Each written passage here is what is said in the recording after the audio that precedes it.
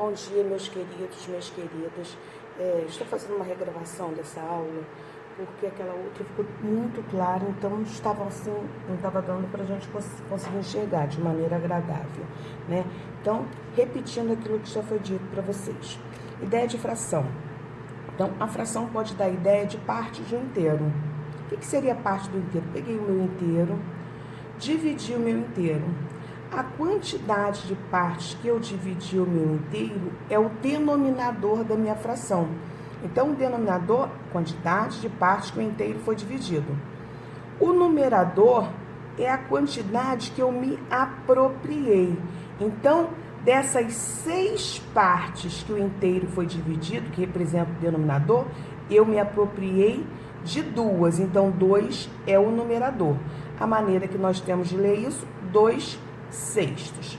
Então, a gente pode fazer a representação de fração de uma maneira gráfica. Como que a gente faz? A gente não pode esquecer, porque não é válida a propriedade comutativa. Eu não posso inverter numerador com denominador. Então, se eu quero representar a fração 1/5, o que eu tenho que fazer? Desenho meu inteiro. Vou cortar meu inteiro em 1, 2, 3, 4. 5 partes, porque é o meu denominador. Dessas 5 partes, eu quero me apropriar de quantas? De uma.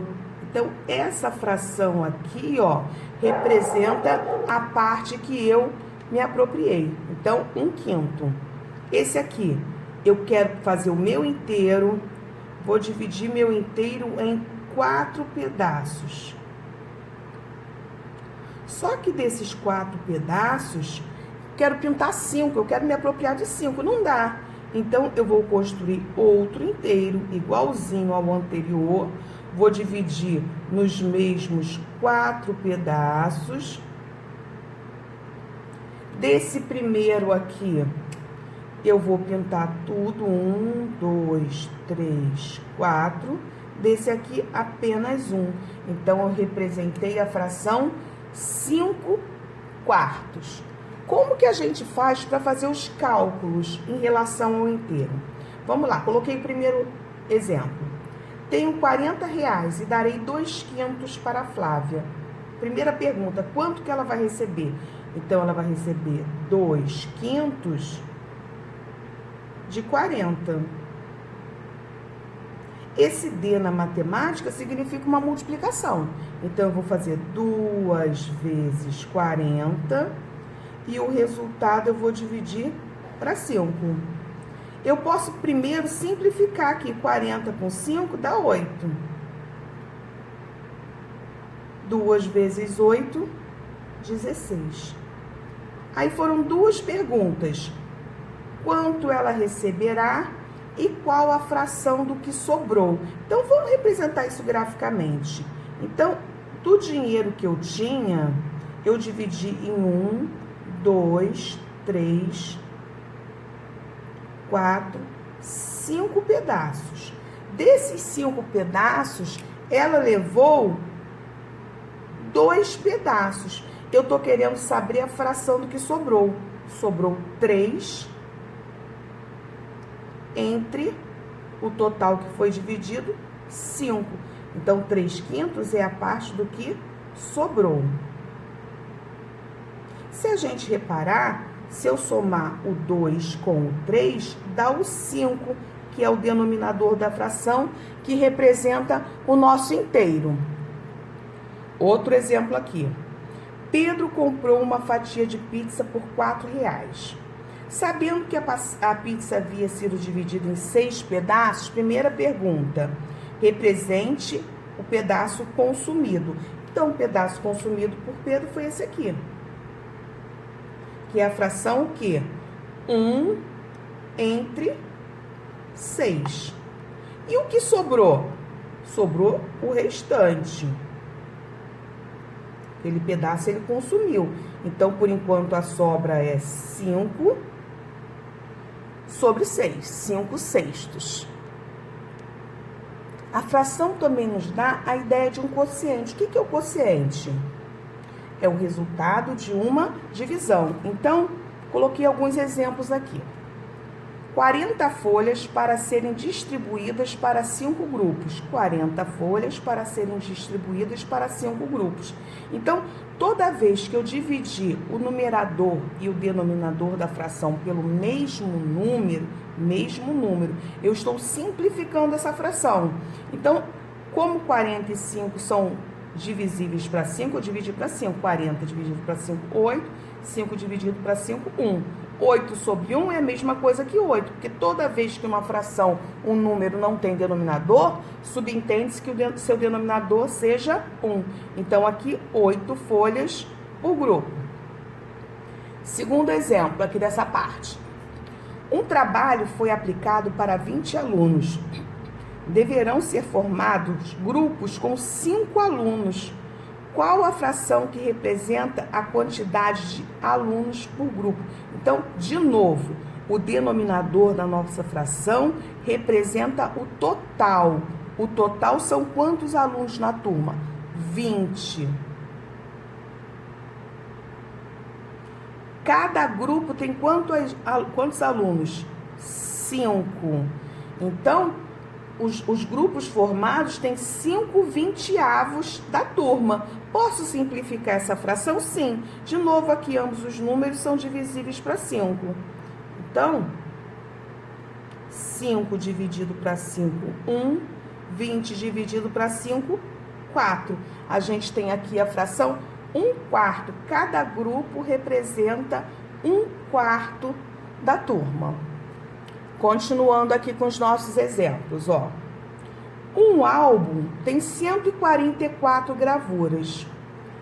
Na primeira semana, João completou 1/6. Então, ele completou 1/6 de 144. Como é que eu faço isso? O D significa uma multiplicação. 1 vezes 144 dividido para 6. 1 vezes 144, 144. Vamos fazer aqui a continha, ó. 144 dividido para 6. 2 vezes 6, 12 para 14, 2. Abaixo 4. 24 dividido para 6, 4. 6 vezes 4, 24. Para 24, nada. Então, 1/4 de 144 representam 24 gravuras. Então, na primeira semana, ele completou 24 gravuras. Na segunda semana, olha, ele completou 1/8 do que faltava. Já não faltavam mais as 144. Faltavam quantas? Vou botar aqui, faltavam.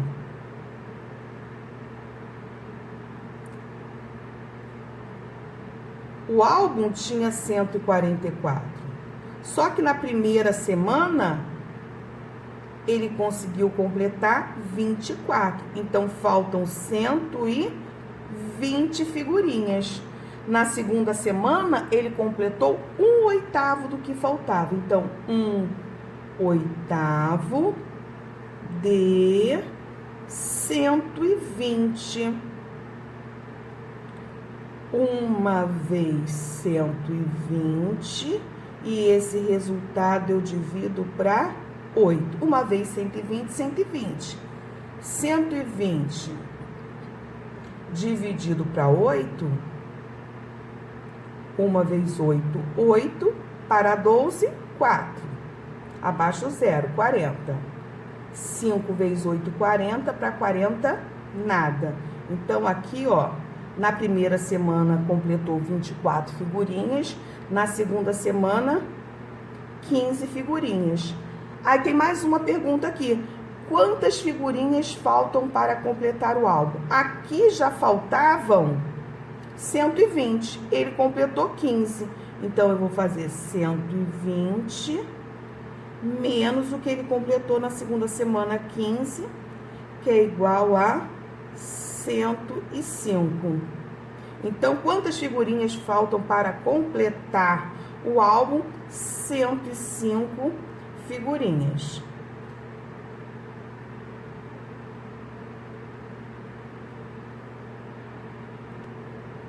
Vamos lá, mais um exemplo aqui.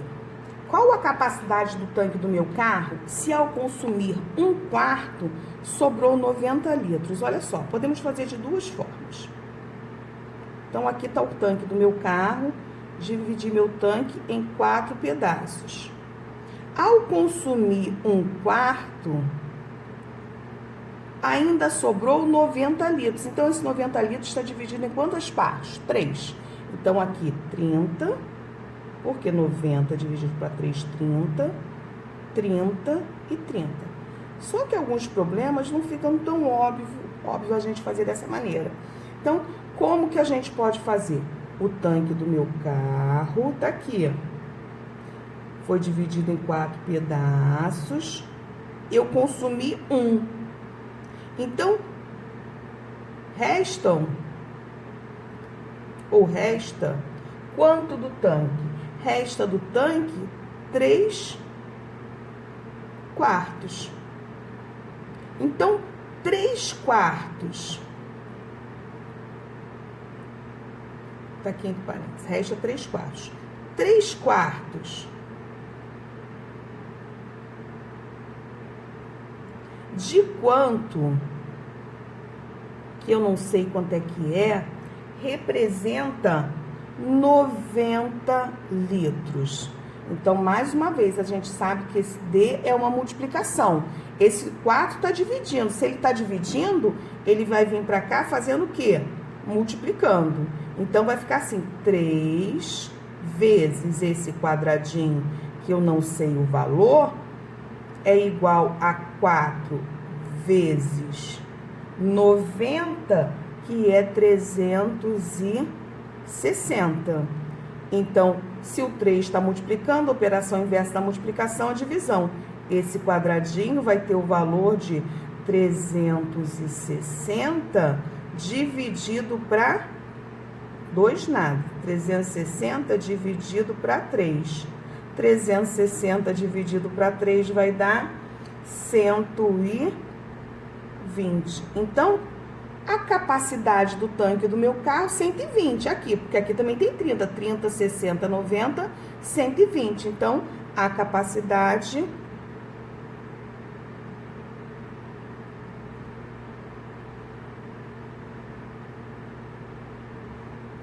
é de 120 litros.